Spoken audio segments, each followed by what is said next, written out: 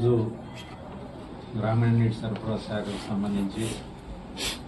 Srikakulam assembly నియోజకవర్గానికి సంబంధించి గౌరవ ఎమ్మెల్యే గారు ఆఫీస్కి రావడం జరిగింది. సిబ్బందితో అందరితోటి కలిసి నియోజకవర్గంలో త్రాగునీటి సమస్యల మీద కూలంకషంగా చర్చించడం జరిగింది. ముఖ్యంగా ఏమిటంటే ఉన్నటువంటి తాగునీటి వనరుల్ని ప్రాపర్గా మెయింటైన్ చేయటం, అది ఫస్ట్ ప్రయారిటీ కింద తీసుకుంటూ పీడబ్ల్యూఎస్ స్కీమ్స్ కానివ్వండి, సిపిడబ్ల్యూఎస్ స్కీమ్స్ కానివ్వండి, డైరెక్ట్ పంపింగ్ స్కీమ్స్ కానివ్వండి, అన్నీ రెగ్యులేట్ చేసుకుంటూ ఒకవేళ ఎక్కడన్నా ఈ స్కీమ్స్ కవర్ అవని విలేజెస్ ఉంటే వాటిల్లో హ్యాండ్ పంప్స్ రిక్వైర్మెంట్ ఏముంది అనేది కూడా ఫైనలైజ్ చేసుకుంటమే కాకుండా ప్రస్తుతం గ్రామాల్లో జరుగుతున్నటువంటి ఈ శానిటేషన్ డ్రైవ్ని అక్కడ ఉన్నటువంటి లోకల్గా ఉన్నటువంటి విలేజ్ లెవెల్ ఫంక్షనరీస్ అందరితో కూడా సమన్వయం చేసుకుంటూ గ్రామాల్లో ఉన్నటువంటి డ్రైన్స్లో పూడికలు తీయించడం, అలాగే పక్కా డ్రైన్స్ ఎక్కడైతే లేవో వాటికి సంబంధించినటువంటి సమాచారాన్ని సేకరించి క్రోడీకరించి ఒక వారం రోజుల లోపల ఈ బ్యాలెన్స్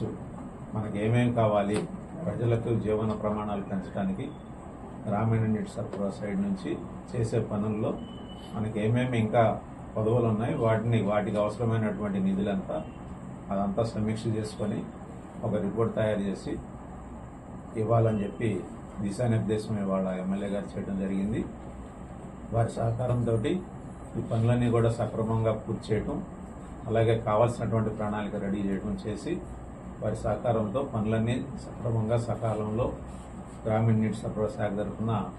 ఇంప్లిమెంట్ అయ్యేలాగా అన్ని చర్యలు తీసుకుంటామని చెప్పి తెలియజేస్తూ ఎమ్మెల్యే గారికి ధన్యవాదాలు తెలియజేస్తాను.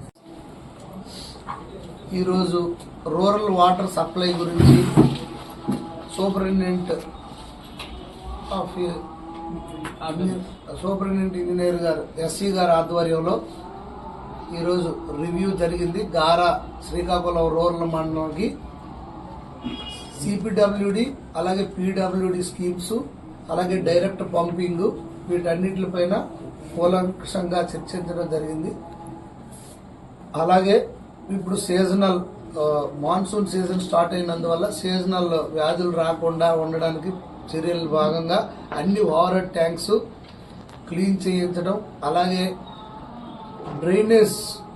రెగ్యులేషన్ చేయడం, ఏ ఊర్లకైతే డ్రైనేజ్ లేవో వాటికి ఎస్టిమేషన్లు ప్రిపేర్ చేయడం, అలాగే డైరెక్ట్ పంపింగ్ కూడా ఫెసిలిటీస్ లేని దగ్గర హ్యాండ్ పంపింగ్స్ ఎక్కడ అవసరం అనేది గుర్తించడం,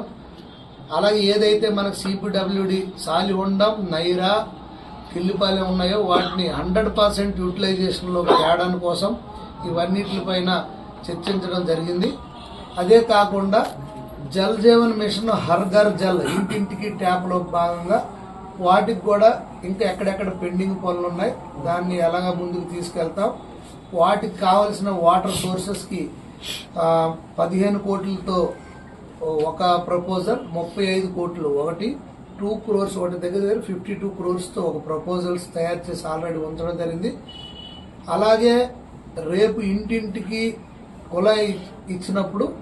టోటల్ ఎన్ని హౌస్ హోల్డ్స్ ఉన్నాయి, పాపులేషన్ ఎంత ఉంది, per head 55 litres per day లెక్క వేస్తే ఎన్ని లక్షల లీటర్స్ అవసరం, మనకి ఇప్పుడు ఉన్న 3 సిపిడబ్ల్యూడి స్కీమ్స్ వల్ల ఎంత వస్తుంది,